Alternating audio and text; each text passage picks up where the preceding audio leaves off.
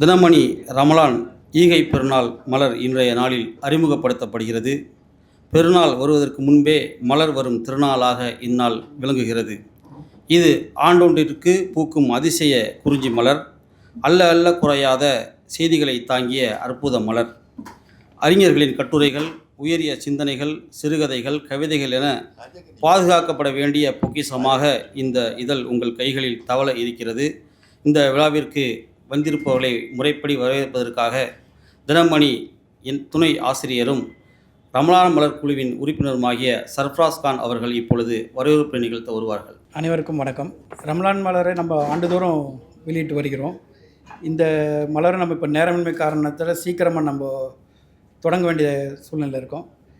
ஒரு சின்ன இந்த மலர் எப்படி தொடங்கியதுன்றது நான் முக்கியமாக சொல்ல இருக்கிறேன். அதுக்கு முன்னதாக எல்லோரும் வரவேற்றவங்களை பேரை சொல்லி வரவேற்கணும். நம்ம ஆசிரியர் தினமணி ஆசிரியர், அவர் தான் இதுக்கு முக்கியமான இது. அதாவது ரம்ஜான் மலர் 1995 பண்ணிட்டு வந்தாங்க. இல்லை, அதுக்கு முக்கியமான காரணம் என்னன்றது சொல்கிறது. 95 இந்த மலர் வெளியிட்டு வந்தாங்க, சம்பந்தம் சார் பீரியட்லேருந்து. அப்போது இது பண்ணது ஐஎஃப்டி தான். ஐஎஃப்டி கூட சேர்ந்து இரவு பகல் அது பண்ணியிருக்காங்க. ஆனால் மலர் நின்றுடுச்சு. 2005 வரைக்கும் பண்ணலை. திடீர்னு ஒரு நாள் நான் வந்தபோது எடிட்டோரியல் முடிச்சுட்டு வரேன். நைட்டு 2 மணிக்கு கூப்பிட்டு ஆசிரியர் கேட்குறாரு, இந்த மாதிரி மலர் நம்ம பண்ணிட்டு ஏன் அது நின்றுடுச்சு அப்படின்னா, தெரியல சார், நின்று இருக்குது அப்படின்னு. அதை நம்ம மறுபடியும் கொண்டு வரணும், என்ன பண்ண போகிறீங்க நீங்கள் அப்படின்னாரு. ஆனால் அந்த டைமில் நோன்பு ஒரு 17 நோன்பு கடந்துடுச்சு. இந்த வருஷம் அடுத்த வருஷம் பண்ணலாம், அதெல்லாம் இல்லை, இந்த வருஷமே அதை பண்ணணும் நீங்கள். இல்லை, இன்னும் 10 நாள் கூட இல்லையா சார் அப்படின்னா, இல்லை அதை நீங்கள் எப்படி பண்ணி தெரியல, உங்களுக்கு நான் 2 பேரை தரேன், அவங்க உங்களுக்கு எல்லாமே பண்ணுவாங்க. ஒன்று கொடுத்தவர் நம்ம நிஜாமுதீன் பாய், முன்னாள் எம்எல்ஏ. இன்னொருத்தர் ஹாஜா கனி. இது எப்படி சார் ஒரு வாரத்தில் பண்ண முடியாது, பிரிண்டிங் வேறு போகணுமேனா எல்லாம் நடக்கும், நீங்கள் வேலையை ஆரம்பிக்க அப்படின்ட்டார். அவங்க 2 பேரோட உறுதுணையோட, ஐஎஃப்டியோட சப்போர்ட்டோட இந்த மலரை கொண்டு வந்தோம். இன்றைக்கி அந்த மலரை வெளியிட்டு 11ஆவது ஆண்டு. இது 11 ஆண்டுகளாக அதை ஒரு தடை இல்லாமல் நம்ம அதை பண்ணிட்டு வரோம். ஒரு இரவில் பூத்த இது தடையை நீக்கி இன்றைக்கி நடத்திட்டுருக்கோம். அது முக்கியமான ஒரு காரணம். இதுதான் ஒரு இந்த வருஷம் மலரில் என்னென்னா, நம்ம மாற்று மத சகோதரர் எல்லா சகோதரர்களும் எழுத வைக்கிறோம். இதில் அவங்களோட பங்களிப்பு அதிகமாக இருக்கும் நம்மளோட. இந்த வருஷம் புதுசாக அதோட பங்களிப்பு வந்திருக்கு. என்னென்னா, ஒரு பள்ளி மாணவன், 5ஆம் வகுப்பு மாணவன் இந்த இதில் ஒரு கட்டுரை எழுதியிருக்கார். அது ஒரு பெரிய ஒரு வரவேற்பு இந்த மலர் கிடைச்சது. இந்த வருஷமாக பண்ணிட்டுருக்குது. இந்த நம்ம சான்றோர்களோட இதை அடுத்தது நம்ம அவங்க பேசட்டும், அவங்க பேச நம்ம கேட்கலாம். நம்ம வருஷம் பேசி தான் இருக்கோம், அவங்களோட பார்வையில் நம்ம பார்க்கலாம். நன்றி. தினமணி நாளிதழ் தனிச்சிறப்பு வாய்ந்த நாளிதழாக, சமரசம் பெறும் தூய இதழாக தினந்தோறும் வெளிவந்து கொண்டிருப்பதற்கு ஆசிர் அவர்களே காரணம். இஸ்லாமிய அமைப்புகளும் இஸ்லாமிய நாளிதழ்களும் வார மாத இதழ்களும் வெளியிட தயங்குகிற ஒரு அற்புதமான பணியை அவர் தொடர்ந்து 11 ஆண்டுகளாக செய்து கொண்டிருக்கிறார். அவர்களை இப்பொழுது தலைமையுரையாற்ற அன்புடன் அழைக்கின்றேன். தினமணி ஈகை பெருநாள் மலர் 11ஆவது ஆண்டாக வெளியிடப்படுகிறது. இதில் அறிமுக உரை நிகழ்த்துவதற்காக வந்திருக்கின்ற என்னுடைய பெருமதிப்புக்குரிய டாக்டர் KVS ஹபீப் முகமது அவர்களை முதலில் நன்றியுடன் வரவேற்க நான் கடமைப்பட்டிருக்கிறேன். என் அருமை நண்பர் பீட்டர் அல்ஃபோன்ஸ் அவர்கள், தமிழகத்தின் விரல் விட்டு எண்ணக்கூடிய நல்ல பேச்சாளர்கள், தமிழ் பேச்சாளர்கள் யாராவது இருக்கிறார்களா என்று கேட்டால் அவர்களில் ஒருவராக திகழ்பவர் பீட்டர் அல்ஃபோன்ஸ். எனக்கு அவர் பேரில் சில வருத்தங்கள் உண்டு. அந்த வருத்தம் என்னவென்றால், நண்பர் வலம்புரி ஜான் அவர்கள் என்னிடம் அடிக்கடி கூறுவார். அவர் காங்கிரஸ் இயக்கத்தில் சேர்ந்தபோது என்னிடம் சொன்ன வார்த்தை இது: நான் நன்றாக தமிழ் பேசுகிறேன் என்பதே எனக்கு உள்ள மிகப்பெரிய குறைபாடாக கட்சி பார்க்கிறது. அதே போலத்தான் இன்னும் நண்பர் பீட்டர் அல்ஃபோன்ஸ் அவர்களும் நல்ல தமிழில் மக்களை சென்றடைபவர் என்பதாலேயே கூட அந்த கட்சி அவரை சரியாக பயன்படுத்தி கொள்ளவில்லையோ என்கின்ற ஐயப்பாடு எனக்கு உண்டு. ஆனால் நிச்சயமாக யார் பயன்படுத்தி கொள்கிறார்களோ இல்லையோ, தினமணியும் நாமும் பயன்படுத்தி கொள்ள வேண்டும் என்ற அறிவுறுத்தல். MGK நிஜாமுதீன் அவர்களை பொறுத்தவரை நானும் அவரும் அதிகமாக எங்களுக்குள் வேறுபாடு இருப்பதாக நான் கருதுவதே இல்லை. எனக்கு ஏதாவது ஒன்று என்றால் அவரும், அவருக்கு ஏதாவது ஒன்று என்றால் நானும், அப்படி நெருங்கி ஒன்றில் ஒருவராக இணைந்து இருப்பவர்கள். நேரம் கிடைக்கும் போதெல்லாம் நான் அவருடைய அறைக்கு சென்று விடுவேன். இல்லை என்றால் அவர் என்னை பார்ப்பதற்கு வந்து விடுவார்.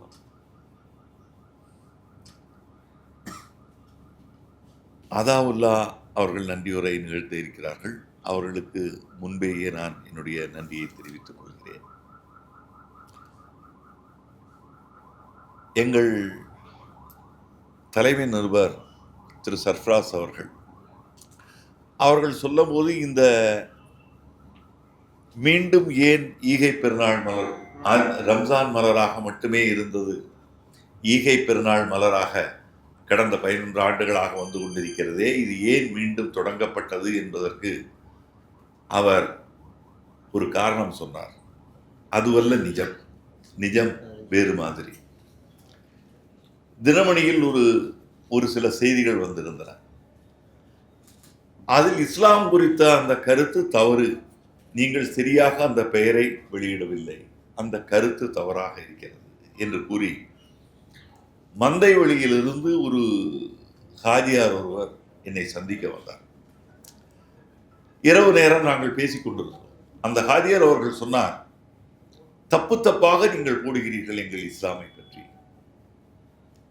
அப்போது நான் சொன்னேன், நீங்கள் சொல்வது ஒரு வகையில் உண்மையாக இருக்கலாம், ஆனால் நிஜம் என்னவென்றால், இஸ்லாம் மார்க்கத்தை விட்டு வெளியே உள்ளவர்களுக்கு இஸ்லாம் குறித்த புரிதல் இல்லாமல் இருப்பதுதான் அதற்கான காரணம். ஒவ்வொரு உதவி ஆசிரியருக்கும் இஸ்லாமுடைய ஏதாவது ஒரு பெயரோ ஏதாவது நிகழ்வோ வந்தால் முடியும் வரை அவர்கள் என்ன செய்வார்கள் என்றால், தவறு வரக்கூடாது என்பதற்காக அதை பதிவு செய்யாமல் விட்டுவிடுவார். நமக்கு எதற்கு வம்பு, நாம் ஏதாவது செய்துவிட்டு அதில் தவறு வந்து விட்டால் என்ன செய்வது? அப்போது அந்த இரவு பேசிக்கொண்டிருக்கும் போது எனக்கு மிகவும் வருத்தமாக இருந்தது. இப்படி வருகிறதே, அதற்காக பல விஷயங்கள் நாம் வெளியிடாமல் இருக்க முடியுமா? இஸ்லாம் குறித்த செய்திகள் வராமல் இருந்தால் அது என்ன நியாயம்? அடுத்த நாள் நான் என் மிக நெருங்கிய நண்பரான திரு எம்.ஏ. முஸ்தபா அவர்களை சந்திக்க சென்றிருந்தேன். அங்கே 2-3 பேர் மயிலாப்பூரில் இருந்து சில மார்க்க அறிஞர்கள் சிலர் வந்திருந்தார்கள். அப்போது அவர்கள் ஏதோ ஒரு புத்தக தயாரிப்பில் ஈடுபட்டிருந்ததுனால் அவர்கள் வந்திருந்தார்கள்.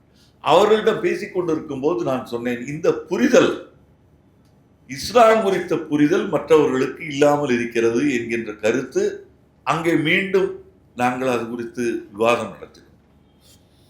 அப்போதுதான் எனக்கு தோன்றியது, இஸ்லாம் என்பது ஒரு மூடப்பட்ட விஷயமாக இருக்கிறது, இது குறித்த புரிதல் மற்றவர்களுக்கு இல்லை. ஆகவே நாம்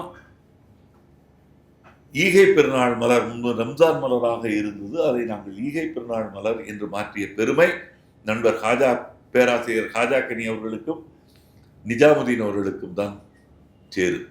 இதை என்ன செய்வது என்றால், ஒரு தீபாவளி மலர் வருகிறது, அது அனைவரும் படிக்கிறார்கள். அதே போல அனைவரும் படிப்பதற்காக மார்க்கத்தை விட்டு, உண்மையில் சொல்ல போனால் இந்த ரம்ஜான் மலர் என்று சொல்லப்படுகின்ற இந்த ஈகை பெருநாள் மலர் வெளிக்கொணரப்படுவது இஸ்லாமியர்களுக்காக அல்ல என்பதுதான் உண்மை. இஸ்லாம் குறித்த புரிதல் இஸ்லாமியர் அல்லாதவர்களை சென்றடைய வேண்டும் என்பதுதான் இந்த மலருக்கு மிக மிக முக்கியமான நோக்கம். இந்த மலரை படித்துவிட்டு, ஓ, இஸ்லாமில் இப்படியெல்லாம் இருக்கிறதா, இதெல்லாம் தான் இஸ்லாமா என்பதை அவர்கள் தெரிந்து கொள்ள வேண்டும். பாக்கி மதங்களை குறித்த புரிதல் எல்லோருக்கும் இருப்பது போல இஸ்லாம் குறித்த புரிதலை இஸ்லாமியர்கள் அல்லாதவர்களை சென்றடைய வைப்பது என்கின்ற உயரிய நோக்கத்துடன் தொடங்கப்பட்டதுதான் ஈகை பெருநாள் மலர். அதுதான் அன்று நடந்தது. அதனால் தான் அந்த மனவேதனையுடன் தான் நான் இருக்கும்போது சர்ஃப்ராஸை பார்த்தேன். அப்போது சர்ஃப்ராஸை கூப்பிட்டேன், நாம் உடனடியாக இந்த மலர் கொண்டு வர வேண்டும். இந்த மலரில் இஸ்லாமியர்களை விட இஸ்லாமியர்கள் அல்லாதவர்கள் எல்லோரும் கட்டுரைகள் எழுத வேண்டும். அவர்களுக்கு எந்த அளவுக்கு இஸ்லாம் குறித்த புரிதல் இருக்கிறது என்பது தெரிய வேண்டும். இந்த மலர், என்னுடைய நோக்கம் நிறைவேறியதா என்றால் முழுமையாக நிறைவேறவில்லை. என்னுடைய உண்மையான நோக்கம் என்னவென்றால், இந்த ஈகை பெருநாள் மலரை தமிழகத்தில் இருக்கின்ற ஒவ்வொரு இஸ்லாமியரும் ஒரு 10 மலராவது வாங்கி இஸ்லாமியர் அல்லாதவர்களுக்கெல்லாம் அன்பளிப்பாக கொடுத்து அவர்களை படிக்க சொல்ல வேண்டும். அதன் மூலம் இஸ்லாம் என்ன என்கின்ற புரிதலை அவர்களுக்கு ஏற்படுத்த வேண்டும் என்பதுதான் இதனுடைய அடிப்படை நோக்கமாக நான் கருதுகிறேன். அது இன்னும் நிறைவேறவில்லை என்பது ஒரு புறம். இன்னொன்று, இப்படி ஒரு மலர் நாம் கொண்டு வருகிறோமே, இந்த மலரை முதலில் இஸ்லாமியர்களிடம் கொண்டு சேர்த்திருக்கிறோமா என்று சொன்னால் அதிலும் எனக்கு முழுமையான திருப்தி இதுவரை இல்லை. காலப்போக்கில் 11 ஆண்டுகள் தான் ஆகியிருக்கின்றன. காலம் என்பது காத்திருக்க சொல். அதற்கு பெயர்தான் காலம். காத்திருப்பதன் பெயர்தான் காலம். காலம் நிச்சயமாக ஈகை பெருநாளை ஒவ்வொரு ஆண்டும் ஒவ்வொரு இதழ்களும் ஒவ்வொரு பருவ இதழானாலும் சரி, நாளிதழானாலும் சரி கொண்டு வருகின்ற தீபாவளி மலர் போல ஈகை பெருநாள் மலர் என்பது தினமணி மட்டுமல்லாமல் எல்லோராலும் கொண்டு வரப்பட வேண்டிய, எல்லோராலும் படிக்கப்பட வேண்டிய ஒரு ஆண்டுதோறும் வெளிகின்ற மலராக ஒவ்வொரு பத்திரிகையும் கொண்டு வருகின்ற நாள் வந்தால் அன்றுதான் எனக்கு மகிழ்ச்சியான நாள் என்பதை கூறிக்கொண்டு இங்கே வந்திருக்கின்ற அனைவரையும் வருக வருக என்று நான் வரவேற்பதுடன், இந்த ஈகை பெருநாள் மலர் உருவாகுவதற்காக இரவு பகலாக உழைத்த சர்ஃப்ராஸையும் நிஜாமுதீன் அவர்களையும், இது மட்டுமல்லாமல் இதை வடிவமைப்பு செய்து தந்த காசி விஸ்வநாதன் இங்கே வந்திருக்கிறார், அவரையும் நான் அடிக்கடி சொல்வதுண்டு. இந்த ஆசிரியர் என்பவர் யார் என்றால், இந்த ஊர் ஊட்டி தேர் இழுப்பார்கள். இந்த தேர் இழுத்துக்கொண்டு எல்லோரும் தேரை இழுத்துக்கொண்டு போவார்கள். அந்த தேருக்கு மேலே ஒரு பூசாரி இருந்து அவர் தீபாராதனை காட்டுவார். எல்லோர் பார்வையும் அவர் மீது படும். ஆனால் தேரை இழுப்பவர் அவர் அல்ல. தேரை இழுப்பவர்கள் மற்றவர்கள். ஆசிரியர் என்கின்ற பெயரில் அந்த தீபாராதனை காட்டுகின்றவன் மட்டும்தான் நான். இந்த தேரை இழுத்த பெருமை முழுக்க முழுக்க சர்ஃப்ராஸையும் நிஜாமுதீனையும் நமது காசி விஸ்வநாதனையும், அங்கே எங்களுடைய இதழியலில் வேலை பார்க்கின்ற நண்பர் பாவைச்சந்திரன் ஆகட்டும், நண்பர் நந்தகுமார் ஆகட்டும், அவர்களையும் தான் சேருமே தவிர என்னுடையது மேற்பார்வை பார்த்த பணி மட்டுமே. ஆனால் இவர்களை பின்னாலிருந்து இயக்கிய ஒரு பெருமை என்று சொல்வதை விட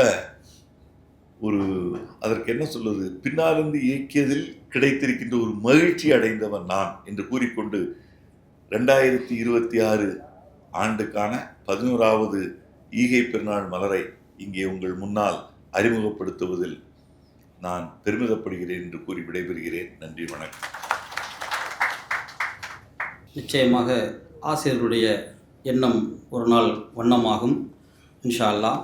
அடுத்ததாக நீங்களெல்லாம் ஆவலுடன் எதிர்பார்க்கும் ஈகை பெருநாள் மலர் வெளியீடு டாக்டர் KVS ஹபீப் முகமது சார் அவர்கள் வெளியிட திரு பீட்டர் அல்போன்ஸ் அவர்கள் பெற்றுக்கொள்வார்கள்.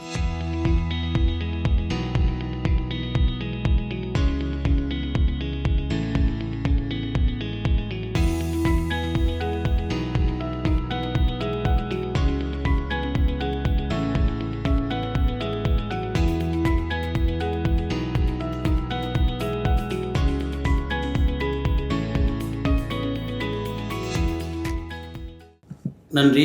அடுத்ததாக ஈகை பெருநாள் மலருடைய அறிமுக உரையாக டாக்டர் KVS ஹபீப் முகமது அவர்கள் இப்பொழுது உரை நிகழ்த்த இருக்கிறார்கள். மார்க்கம் அறியாத மனிதர்களுக்கு மானுட வசந்தம் மூலம் சமய செறிவூட்டியவர் இவர். இஸ்லாமிய நிறுவனம் ட்ரஸ்ட் உடைய துணைத் தலைவர், சிறந்த மனிதநேய பண்பாளர் அவர்கள் இப்பொழுது அறிமுக உரை நிகழ்த்துவார்கள். அளவிலா கருணையும் இணையிலா கிருபையுமுடைய எல்லாம் அல்ல ஏக இறைவனின் திருநாமம் போற்றி. தினமணி ஈகை பெருநாள் மலர் வெளியீட்டு நிகழ்ச்சிக்கு தலைமை தாங்குகின்ற பெரிய மரியாதைக்குரிய தினமணி ஆசிரியர் வைத்தியநாதன் அவர்களே, வாழ்த்துறை வழங்கவிருக்கின்ற பீட்டர் அல்போன்ஸ் அவர்களே, ஏற்புரை நடத்தவிருக்கின்ற நிஜாமுதீன் அவர்களே, நன்றியுரை வழங்கவிருக்கின்ற அத்தாவுல்லா அவர்களே, சர்ஃபராஸ் அவர்களே, இங்கே குழுமியிருக்கின்ற பெரியோர்களே, உங்கள் அனைவர் மீதும் இறைவனின் சாந்தியும் சமாதானமும் என்றென்றும் நிலவட்டுமாக. அஸ்ஸலாமு அலைக்கும். மிகச்சிறந்த ஆளுமைகளை இந்த மேடையிலே நாம் பார்த்து கொண்டிருக்கிறோம். தினமணி மத நல்லிணக்கத்திற்கு எடுத்துக்காட்டாக இந்த விழாவையும் இந்த மலரையும் நடத்தி கொண்டிருக்கிறது. அவர்களுக்கு நம்முடைய வாழ்த்துக்கள், நன்றி, பாராட்டு. 11 ஆண்டுகளாக வந்து கொண்டிருக்கிறது. ஆக ஒரு காரியத்தை தொடர்ந்து செய்தால்தான் ஏதோ ஒரு விளைவை பார்க்க முடியும். நபிகள் நாயகம் சொல்லிய ஒரு கருத்து, செயல்களில் இறைவனுக்கு மிக பிடித்த விஷயம் அது அளவில் குறைவாக இருப்பினும் நிலையாக செய்வது. நிறைய காரியத்தை ஆரம்பிக்கிறது, அடுத்த வருஷம் ஆள் காணாமல் போடும். அப்படி போவதை விட நம்முடைய சக்திக்கேற்ப ஒரு காரியத்தை எடுத்துக்கொண்டு அதை நிலையாக செய்து வந்தால் நீங்கள் விளைவுகளை காண முடியும். அந்த பணியை தொடர்ந்து இவர்கள் செய்து கொண்டிருக்கிறார்கள். அவர்களுக்கு என்னுடைய பாராட்டுக்கள். வேலையில் அமர்ந்திருக்கின்ற பீட்டர் அல்ஃபோன்ஸ் அவர்களை அறிமுகப்படுத்த வேண்டிய அவசியமே கிடையாது. மிகச்சிறந்த பாராளுமன்றவாதி, மிகச்சிறந்த எழுத்தாளர், ஒடுக்கப்பட்ட மக்களுக்காக எப்போதுமே குரல் எழுப்பி வருபவர்கள். அவருடைய உரையிலே நீங்கள் அதை ஆழமாக கவனிக்கலாம். எனக்கு ஞாபகம் இருக்கிறது, நாங்கள் ஒரு முறை அவரை ஒரு இஸ்லாமிய கண்காட்சி நடத்தினோம் மியூசியத்தில். அவர் வந்து பேசினார். அப்போது அங்கே பேசுகிறார், எனக்கு இப்போது என்ன ஞாபகம் வருகிறது என்றால், தென்காசியிலும் கடைநல்லூரில் இருக்கின்ற நெசவாளிகளை பற்றி பேசினார். அங்கே அந்த இடத்துக்கு அது பொருத்தமே கிடையாது, தேவையில்லாத ஒன்று. ஆனால் அவருடைய கவனம் எங்கே இருக்கிறது என்றால் அந்த ஏழை மக்களை பற்றிய கவனம் அவருடைய உள்ளத்திலே இருக்கிறது என்பதை நான் புரிந்து கொண்டேன். ஆக ஒரு அரசியல்வாதி போன்று இல்லாமல் ஒரு மனித நேயத்தோடு பேசுகின்ற ஒரு அறிஞரை நாம் தமிழகத்திலே பார்க்க வேண்டும் என்றால் அவர் ஒருவராக இருக்கிறார் என்பதை நான் நன்றியோடு நான் நினைவு கூறுகின்றேன். ஆசிரியர் அவர்கள் திரும்ப திரும்ப சொன்னார்கள், இது ஒரு சமூக நல்லிணத்திற்கான ஒரு முயற்சி என்று. ஒருவருக்கொருவர் பேசிக்கொள்ளாத வரையில் அவர் வேறு இவர் வேறு. இது ஒரு கவிதை. ஒருவருக்கொருவர் பேசிக்கொள்ளாத வரையில் அவர் வேறு இவர் வேறு, பேசிக்கொண்டாலும் தலைமைகள் வேறு.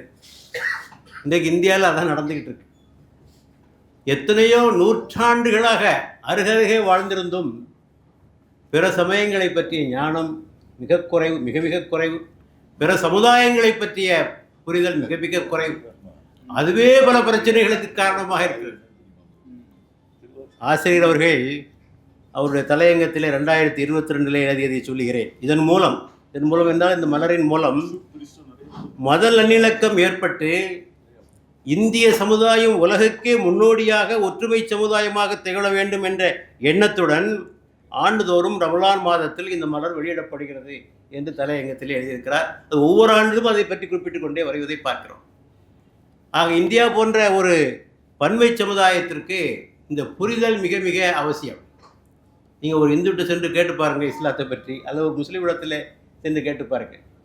இதில் சிறுபான்மை சமுதாயத்தவருக்காவது பெரும்பான்மை சமுதாயம் பற்றிய கொஞ்சம் தகவல் கிட்டி விடுகிறது பாடப்புத்தகத்தின் வாயிலாக, ஊடகங்கள் வாயிலாக. ஆனால் சிறுபான்மை பற்றி சமுதாயத்தை பற்றி செய்தி பெரும்பான்மை சமுதாயத்துக்கு கிடைப்பது மிக அரிதாக இருக்கு. அந்த குறையை நீக்குகின்ற விதத்திலே இந்த மலர் வெளியிடப்படுகிறது. எங்களுடைய அனுபவம், நான் மானுட சொந்தம் என்ற ஒரு நிகழ்ச்சியை 20 ஆண்டு காலம் தமிழன் தொலைக்காட்சியிலே நடத்தினேன். அதனுடைய முக்கியமான விசேஷம் என்னவென்றால் கேள்வி பதில் தான் அது நிகழ்ச்சியினுடைய அமைப்பு. கேள்வி யார் கேட்க வேண்டும் என்றால் முஸ்லீம் அல்லாதவர்கள் மட்டும்தான் கேள்வி கேட்க வேண்டும். முஸ்லீம்கள் கேள்வி கேட்கக்கூடாது. முஸ்லீம் அல்லாதவர்கள் கேட்க வேண்டும், அதற்கு தாங்கள் பதில் சொல்ல வேண்டும் என்பதுதான் அந்த நிகழ்ச்சியினுடைய அமைப்பு. சுமார் 1000 கேள்விகளுக்கு பதில் சொல்லியிருக்கிறோம். 1000 கேள்விகளுக்கு பதில் சொல்லியிருக்கிறோம். அந்த நிகழ்ச்சியினுடைய முடிவிலே எல்லோரும் சந்தோஷமாக கலைந்து செல்வார்கள். அப்போது என்னிடத்திலே வந்து சொல்லிவிட்டு செல்வார்கள், இவ்வளவு செய்தி இருக்கிறதா, இப்போதுதானே எங்களுக்கு தெரியும் என்று. இவ்வளவு தவறாக நாங்கள் புரிந்து கொண்டிருந்தோமே, இப்போதான் நீங்கள் வந்து இந்த நல்ல செய்திகளை எங்களுக்கு சொல்லியிருக்கிறீர்கள் என்று சொல்லிவிட்டு போய் நிகழ்ச்சி நாம் அங்கே பார்த்தோம். ஆக இந்த புரிதல் என்பது ஒற்றுமைக்கு மிகப்பெரும் தடை, புரிதல் இன்மை என்பது ஒற்றுமைக்கு மிகப்பெரும் தடையாக இருக்கிறதே, அதை போக்குவது இந்த மலர். ஆக பகைமை மறைந்து பாசம் மலர வேண்டும் என்றால் இது போன்ற நிகழ்ச்சிகள், இது போன்ற இதழ்கள் வர வேண்டும். ஐயா அவர்கள் சொல்லியதைப் போல ஒவ்வொரு பத்திரிகையும் இது போன்ற மலரை வெளியிட்டால் இன்னும் சிறப்பாக இருக்கும் என்பதுதான் நம்முடைய கருத்து. இந்த இதழிலே 2 வகை அறிஞர்கள் கருத்துக்கள் எழுதுகிறார்கள். ஒன்று முஸ்லீம் அறிஞர்கள். ஆம், ஒரு மதத்தை புரிந்து கொள்ள வேண்டும் என்றால் அந்த மதத்தின் அறிஞர் மூலமாகத்தான் முதலாவதாக புரிந்து கொள்ள வேண்டும், மூலத்திற்கு போக வேண்டும். அதன் பிறகுதான் விமர்சனங்களை படிக்க வேண்டும். நாம் செய்வது தலைகீழ். முதல்ல விமர்சனத்தை படிக்கிறது, அப்புறமாக மூலத்துக்கு போகுது. முதல்ல விவேகானந்தரை படிச்சுட்டு அப்புறம் தான் பெரியாரை படிக்கணும் இல்லையா? விமர்சனத்தையே படித்தால் எப்படி? இஸ்லாத்தை பற்றி குறை சொல்பவர்களை படித்துவிட்டு இஸ்லாத்திற்கு நீங்கள் வந்தால் இஸ்லாம் வந்து உங்களுக்கு புரியாது. ஆகவே அவர்கள் சொல்லுகின்ற கருத்துக்களில் அது ஒரு வித்தியாசமானதாக இருக்கும். நான் பார்த்துருக்கேன். முஸ்லீம் அல்லாத அறிஞர்கள் இஸ்லாத்தை பற்றி எழுதுவதற்கும் முஸ்லீம் அறிஞர்கள் இஸ்லாத்தை எழுதுவதற்கும் உள்ள ஒரு வேறுபாடு. அவர்கள் பார்க்கின்ற பார்வை வேறு. தி லுக் ஃப்ரம் டிஃப்ரெண்ட் ஆங்கிள். ஏன்னா நாங்கள் சின்ன வயசுலேருந்தே அந்த செய்தியை கேள்விப்பட்டு அது ஒரு மாதிரியாக போயிட்டுருக்கு. ஆனால் அவர்கள் புதிதாக அதை படித்துவிட்டு அதிலிருந்து கருத்துக்கள் சொல்வது போது அது மிக சிறப்பாக அமைவது என்பதை பார்க்கிறோம். அந்த வகையில் ஒரு பெரிய பட்டியல், முஸ்லீம்ல ஒரு பட்டியல் இந்த நூலில் இருக்கிறது. ஜியா சுவாமிநாதன் துவங்கி பழநெடுமாறன், சீமான், வீரபாண்டியன், சண்முக வடிவேல் என்று அந்த பட்டியல் போய்கொண்டே இருக்கிறது. ஆக அதற்காகவும் நாம் அவர்களை பாராட்ட வேண்டும். இந்த கட்டுரைகள் ஏதோ மேலோட்டமாக எழுதப்பட்ட கட்டுரைகள் அல்ல, ஆழமான கட்டுரைகள் என்பதை நாம் தெரிந்து கொள்ள வேண்டும். சொன்னார் நம்முடைய எம்ஜிக்கு அவர் சற்று நேரத்திற்கு முன்னர், சுமார் 500 கட்டுரைகள் வருகின்றன எங்களுக்கு, அதை தேர்ந்தெடுப்பது தான் மிகப்பெரிய வேலையாக இருக்கிறது என்று சொன்னார். ஆக அவ்வாறு சலித்து எடுத்து நல்ல கட்டுரைகளை, தரமான கட்டுரைகளை தேர்ந்தெடுத்து இந்த நூலிலே அவர்கள் இடம்பெற செய்திருக்கிறார்கள். ஆகவே இவைகள் மிகவும் படிக்க தகுந்தவை, பயன்படுத்த தகுந்தவை, பாதுகாக்க தகுந்தவை என்பதை நாம் புரிந்து கொள்ள வேண்டும். அத்தோடு இவ்வாறு வெளியிடுவதற்கு பின்னால் இருக்கின்ற அந்த உணர்வை நான் பாராட்டுகிறேன். பிற மதங்களையும் மதிப்பது, பிற மதங்களையும் கருத்துக்களையும் அறிந்து கொள்ள வேண்டும் என்று என்கின்ற ஒரு விசாலமான ஒரு பார்வை. என்னுடைய மதத்தை மட்டும்தான் நான் தெரிந்து கொள்வேன், மற்ற மதங்களை பற்றி எனக்கு கவலை இல்லை என்ற நிலையை தாண்டி நல்ல செய்தி எங்கிருந்து வந்தாலும் சரி அதை நான் அறிவேன், நான் புரிவேன், எனக்கு பிடித்திருந்தால் அவற்றை நான் ஏற்றுக்கொள்வேன் என்ற ஒரு உணர்வும் இந்த நூல் வெளியீட்டிற்கு பின்னால் இருக்கிறது என்பதனையும் நாம் தெரிந்து கொள்ள வேண்டும். நாம் அங்கே சொல்லப்படுகிற எல்லா கருத்துக்களையும் நாம் ஏற்றுக்கொள்ள வேண்டும் என்ற அவசியம் கிடையாது. கருத்து வேறுபாடுகள் இருக்கலாம், ஆனால் அந்த கருத்துக்களை மதிக்க வேண்டும். துக்ளக் ஆசிரியர் ஷோ எனக்கு ஒரு வாய்ப்பு கொடுத்தார். 6 மாத காலம் துக்ளக்கில் இஸ்லாத்தை பற்றி தொடர் கட்டுரை எழுதினேன். 6 மாத காலம், கொஞ்ச நாள் இல்லை, 6 மாத காலம், கிட்டத்தட்ட 39 கட்டுரைகள். இஸ்லாம் ஒரு பார்வை என்ற தலைப்பில் கட்டுரை எழுதினேன். அது வாசகர்கள் மத்தியிலே ஒரு பெரிய தாக்கத்தை ஏற்படுத்தியது. நான் புத்தக கண்காட்சிக்கு சென்றால் அங்கே உள்ள முஸ்லீம் அல்லா சகோதரர் ஓடி வருவார். ஏன்னால் ஃபோட்டோவோட படம் போடுவாங்க. துக்ளக்கில் கட்டுரையாருடைய ஃபோட்டோவும் அதில் இடம்பெற்றிருக்கும். அது அவருடைய வேலை. படத்தையும் போடுவார். பார்த்துவிட்டு, சார் நீங்கள் தான் எழுதுனீங்களா துக்ளக்கில் இந்த கட்டுரைகள்லாம் என்று சொல்லி பாராட்டினார்கள். மயிலாப்பூரிலே உள்ள ராஜாஜி மையத்தில் என்னை அழைத்து பாராட்டி அதற்காக ஒரு நிகழ்ச்சியை நடத்தினார்கள். இவையெல்லாம் அதனுடைய விளைவாக ஏற்பட்ட ஒரு இந்து மகாசபையினுடைய தலைவரின் வீட்டுக்கே வந்துவிட்டார். வீட்டுக்கே வந்தார். சார், நல்ல கட்டுரை எழுத்தா, இப்போ தான் முதல் முறையாக இஸ்லாத்தை பற்றி இவ்வளோ தெளிவாக நான் புரிந்து கொண்டிருக்கிறேன் என்று சொன்னார். ஆகவே எதற்காக சொல்கிறேன் என்று சொன்னால், இந்த விசாலமான பார்வை, பரந்த மனப்பான்மை நமக்கு இருந்தால் நாட்டிலே ஒற்றுமை இன்னும் வேகமாக வரும் என்பதற்காகத்தான் நான் சொல்கிறேன். ஆக தமிழக இதழியல் வரலாற்றில் இது ஒரு மைல்கல் என்று நான் சொல்வேன். இது ஒரு மைல்கல். இத்தனை ஆண்டு காலம் தொடர்ந்து ஒரு பத்திரிகை நடத்தி கொண்டு வருவது. பத்திரிகையின் உரிமையாளர் என்னவோ ஒரு மதத்தை சார்ந்தவர் தான். ஆனால் பத்திரிகை எல்லாருக்கும் சொந்தம் அல்லவா?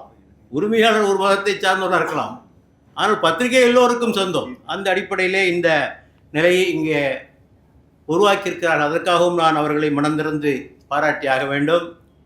ஆகவே தமிழ்நாடு சமூக நல்லிணக்கத்திற்கு பெயர் பெற்ற ஒரு மாநிலம். இங்கே யாரும் பாடம் எடுக்காமலே எல்லாரும் நல்லிணக்கத்தோடு இருக்காங்க. யாரும் கிளாஸ்லாம் ஒன்றும் எடுக்க வேண்டிய அவசியம் எல்லாம் ஒன்றும் கிடையாது. நான் பல நல்லிணக்க கூட்டங்களிலே பேசுகிற போது ஒன்றை மட்டும் சொல்வேன். நல்லிணக்கம் உருவாவது எப்படி? இதுக்கெல்லாம் பெரிய ஆராய்ச்சி எல்லாம் வேண்டாம். ஐயா, தமிழ்நாட்டுக்கு வா, தமிழ்நாட்டை பார், தமிழ் மக்கள் எப்படி இருக்காங்கன்னு பார். இந்த நல்லிணக்கம் தமிழ் மக்களில் இருப்பதை பார். மத விஷயத்தில் மட்டுமல்ல, முல்லை பெரியார் கொழுந்து விட்டு எரியும் பிரச்சனை இங்கே உள்ள எந்த மலையாளியும் தாக்கப்பட்டதில்லை இல்லையா? அதே மாதிரி காவிரி பிரச்சனை கொழுந்து விட்டு எரியும். ஏதோ இங்குள்ள கன்னடியர்கள் தமிழர்கள் தாக்கியதில்லை. 1-2 அசம்பாவிதம் நடந்திருக்கலாம். பெரிய அளவில் நடந்ததில்லை. அந்த ஒரு சகிப்புத்தன்மையும் நல்லிணக்கமும் இந்த தமிழ்நாட்டிலே இயற்கையாகவே மலர்ந்திருக்கிறது. அதை நாம் இறுதி வரை காப்பாற்ற வேண்டிய பொறுப்பு நமக்கு இருக்கிறது. அந்த பணியை தினமணி செய்து கொண்டிருக்கிறது என்பதை நான் மனதார பாராட்ட விரும்புகின்றேன். ஆக தமிழும் இஸ்லாமும் இணைகின்ற இடம் தமிழ் சொல்லுகிறது. தமிழ் பண்பாடு, தமிழ் கலாச்சாரம். ஒன்றே குலம் ஒருவரே தேவன், யாதும் ஊரே யாவரும் கேளிர். இஸ்லாமும் அந்த பாயிண்ட் வந்துடுது. மனிதர்கள் அனைவரும் சீப்பின் பற்களைப் போல் சமமானவர்கள். நபிகள் நாயகம் சொன்னார்கள், மனிதர்கள் அனைவரும் சீப்பின் பற்களைப் போல் சமமானவர்கள். சீப்பில் ஒரு பல்லு உயர்ந்து இருந்தால் என்னவாகும்? அது தலையை கிழித்து சீழ்பிடிக்க செய்து. அதே போல சமுதாயத்திலே எவராவது ஒருவர் தன்னை உயர்ந்தவராக கருதி கொண்டால் சமுதாயமே சீழ்பிடித்து விடும். ஆகவே அந்த கருத்தை இஸ்லாம் சொல்கிறது. இன்ன ரப்புக்கும் வாஹித் வ இன்ன அபாக்கும் வாஹித். உங்களுடைய இறைவனும் ஒருவன் தான், உங்களுடைய ஆதி பெற்றோரும் ஒருவர் தான். நீங்கள் அனைவரும் ஒரு ஆண் பெண்ணினுடைய வழித்தோன்றல்கள் தான். மனிதனும் அப்படித்தானே உருவாயிருக்க வேண்டும். ஒரு ஆண் பெண்ணுடைய வழித்தோன்றல்கள் தான் நாம் இன்று பல மதத்தவர்களாக இனத்தவர்களாக இருக்கலாம். இன்றைக்கு உலகத்தில் 800 கோடி பேர் இருக்கோம். சென்ற நூற்றாண்டு இறுதி அது 150 கோடியாக இருந்துச்சு. அப்படியே கொஞ்சம் கொஞ்சமாக பின்னால் போங்க, அது 500 கோடி ஆகி 50 லட்சம் ஆகி 500 ஆகி கடைசியில் 2. ஆக இந்த உலகம் ஒரு ஆண் பெண்ணிலிருந்தால் தோன்றியது. ஆகவே இஸ்லாம் அடித்து சொல்லியது, படைப்புக்கள் அனைத்தும் இறைவனுடைய குடும்பம். அல் ஹல்கு குல்லஹும் இயாலுல்லா. இறைவனுடைய படைப்புக்கள் அனைத்தும் இறைவனுடைய குடும்பம். ஆக இந்த கருத்தும் தமிழ்நாட்டில் சொல்லப்படுகின்ற இந்த ஒன்றே குலம் ஒருவனே தேவன் என்ற கருத்தும் இணைகின்ற பூமியாக இந்த தமிழ் மண் இருப்பதை நாம் பார்க்கிறோம். ஆகவே அந்த வகையிலும் இந்த மலர் மிகுந்த சிறப்பு பெறுகிறது. ஆகவே இதற்கு ஆதரவு கொடுக்க வேண்டியது நம்முடைய பொறுப்பு. ஆசிரியர்கள் சொல்லியதைப் போல முதலாவதாக இதை ஆழமாக வாசிக்க வேண்டும். ஆழமாக ஒன்றும் அவசரம் இல்லை, கொஞ்சம் மெதுவாகவே வாசிங்க. ஒன்றும் அவசரமெல்லாம் ஒன்றும் இல்லை. மெதுவாக ஆழ்ந்து சிந்தித்து இந்த கட்டுரைகளை, என்னுடைய கருத்துக்களை உள்வாங்கிக் கொள்ளுங்கள். இது குறித்த கருத்துக்களை பரிமாற்றம் செய்து கொள்ளுங்கள், கருத்து பரிமாற்றம் செய்து கொள்ளுங்கள். ஏதேனும் சந்தேகம் இருந்தால் முஸ்லீம்களிடத்திலே கேட்டு அதை குறித்து நீங்கள் தெளிவுபடுத்திக் கொள்ளலாம். திறனாய்வு செய்யுங்கள், புத்தக விமர்சனம் செய்யுங்கள். இப்படியெல்லாம் இந்த கருத்து பரவலாக செல்ல வேண்டும். உங்கள் நண்பர்களுக்கு அறிமுகப்படுத்த வேண்டும். ஐயா அவர் சொல்லியதை போல முஸ்லீம்கள் இதை கணிசமான அளவிற்கு வாங்கி தங்களுக்கு தெரிந்த முஸ்லீம் அல்லாத சகோதரர்களுக்கு அன்பளிப்பு செய்ய வேண்டும். இந்த பெருநா வருது 2 நாள் கழிச்சு, இதை வாங்கலாம் இல்லை, இதை வாங்கி அங்கே வரக்கூடிய முஸ்லீம் அல்லாத சகோதரர்கள் மற்றவர்களுக்கெல்லாம் இதை கொடுக்கலாம். வீட்டுக்கு விருந்துக்கு வருகிற நண்பர்களுக்கு இதை இந்த புத்தகத்தை பரிசாக அளிக்கலாம். ஊரிலே உள்ள நூலகங்களிலே இவற்றை நாம் இடம்பெற செய்யலாம். அத்தோடு வணிக பெருமக்கள் விளம்பரங்கள் தந்தும் இதற்கு உதவலாம். இப்படி பல வகைகளிலே இந்த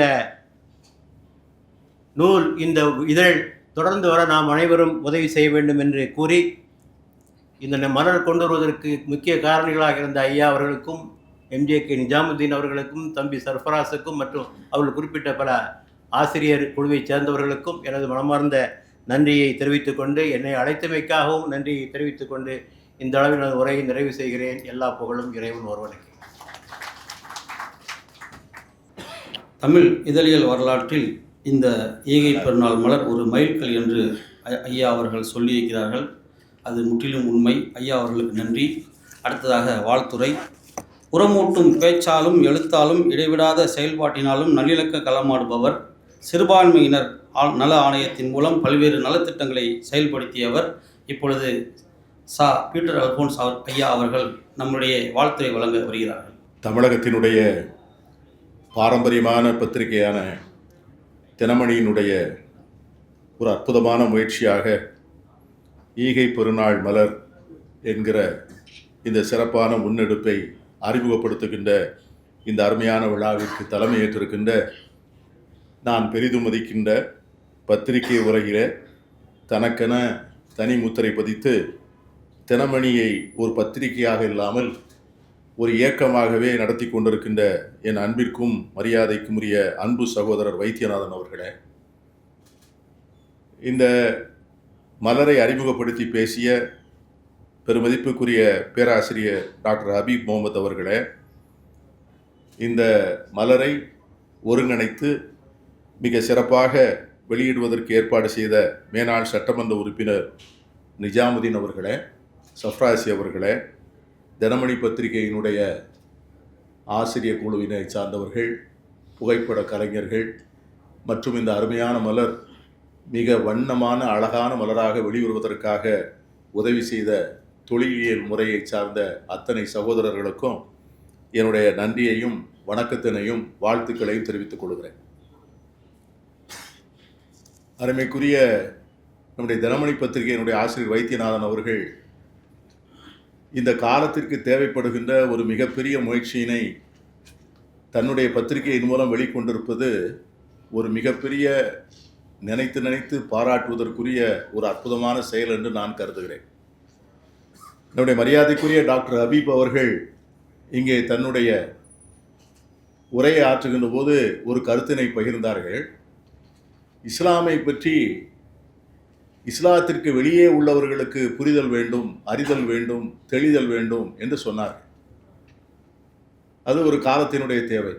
நம்முடைய தினமணி ஆசிரியர் வைத்தியநாதன் கூட இந்த மலருக்கு எழுதியிருக்கிற முன்னுரையிலே அந்த கருத்தைத்தான் தொட்டு, எதற்காக இந்த மலர் வெளியிடப்படுகிறது என்று சொன்னால், இஸ்லாத்திற்கு வெளியே இருக்கின்றவர்களுக்கு இஸ்லாத்தை பற்றிய புரிதலும் தெரிதலும் வேண்டும் என்பதற்காகத்தான் இந்த மலரை கொண்டு வருகிறோம் என்று அவருடைய தன்னுடைய முன்னுரையிலேயே அதை பற்றி மிக தெளிவாக குறிப்பிட்டிருக்கிறார்.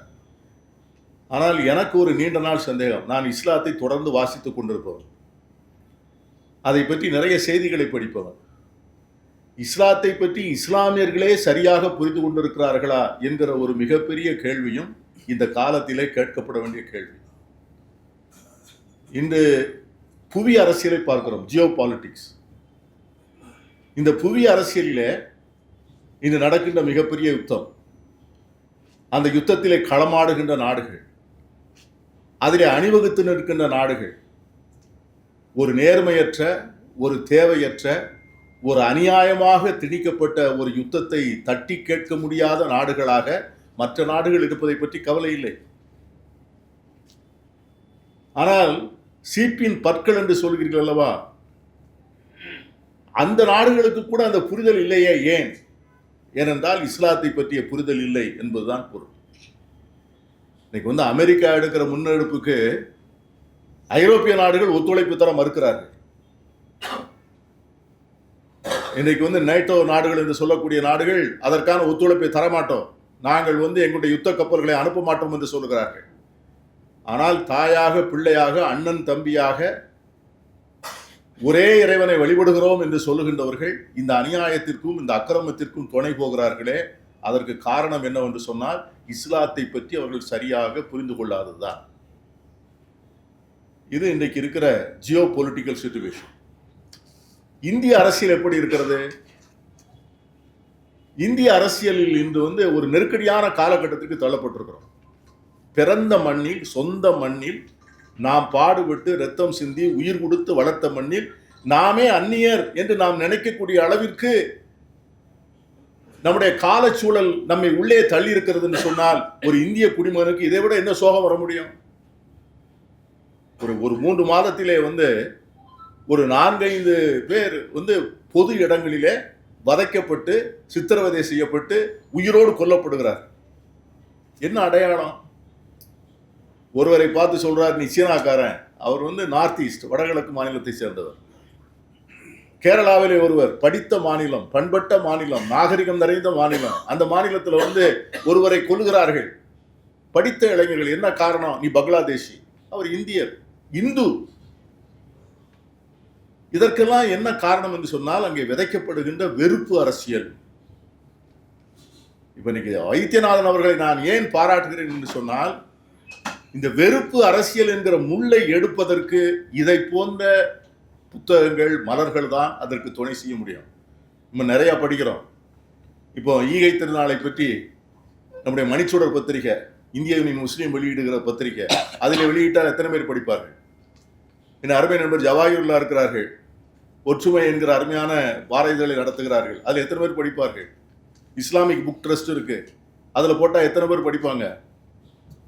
ஆனால் தினமணியை போன்ற ஒரு வெகுஜன பத்திரிகை, அந்த பத்திரிகையில் இந்த செய்தி வருகின்ற போது அது பலரை சென்று அடைகின்ற மட்டுமல்ல, அதிலே சொல்லப்பட்ட செய்திகள் மாற்று முகாமில் இருக்கின்றவர்களுக்கு கூட நம்முடைய நியாயத்தை புலப்படுத்தும். அதுதான் இந்த காலத்தினுடைய அவசியம். நான் வைத்தியநாதன் அவர்களை கேட்டுக்கொள்வேன். நீங்கள் இன்றைக்கு தமிழகத்திலும் சரி, அகில இந்தியாவிலும் சரி, இன்றைக்கு போகிற இந்த அரசியல் இப்படி போனால் ஒரு கட்டத்தில் இந்தியா ஆடி போகும். அதனுடைய விளைவுகளை நாம் அறியாமல் தான் இதை தொடர்ந்து செய்து கொண்டிருக்கிறோம். நான் அரசியல் இந்த மேடையில் பேச ஆசைப்படலை, பேசக்கூடாதுன்னு நினைக்கிறேன். ஆனால் எத்தனை நாள் தான் நாம் இந்த வெறுப்பினை வளர்த்து எடுப்போம்? எத்தனை நாள் தான் இந்த வெறுப்புக்கு தீனி போடுவோம்? எத்தனை நாள் தான் இந்த வெறுப்பை வைத்து வாக்குகளை தேடுவோம், வாக்குப்பட்டிகளை நிரப்புவோம், அதிகாரத்தை பெறுவோம், ஆட்சி செய்வோம்? ஆனால் அதற்கு பிறகு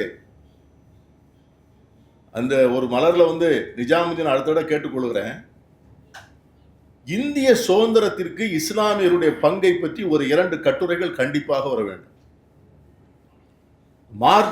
மார்க்கத்தை பற்றிய சிந்தனை, அறிவு, புரிதலாம் அவசியம். ஆனால் இந்திய சுதந்திரத்திற்கு இஸ்லாமியர்கள் பங்கு இல்லை என்று சொன்னால் இந்திய சுதந்திரமே இல்லை.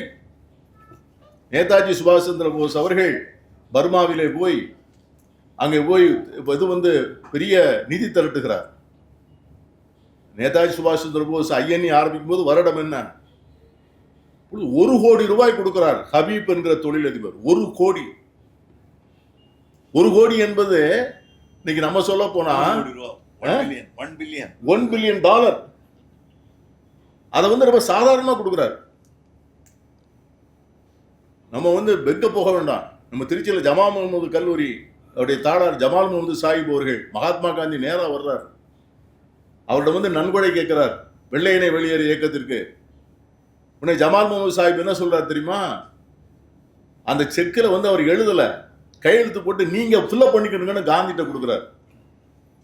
காந்தி ஒரு நிமிஷம் ஆழி போறார். காந்தி சொல்றாரு, என்னுடைய நண்பர் பிர்லாவே எனக்கு அப்படி செக்கு தரலையே, உடனே நீங்க எழுதிக்கீங்கன்னு சொல்றாரு. உடனே காந்தி 1 லட்சம் ரூபாய் என்று எழுதுகிறார். இந்திய சுதந்திர போராட்ட வரலாற்றிலே உயிர் நீத்த தியாகிகளுடைய எண்ணிக்கையை இந்தியா கேட் என்கிற அந்த இடத்துல பொறித்து வைத்திருக்கிறார். ஏறக்குறைய ஒரு 1 லட்சம் பேர்.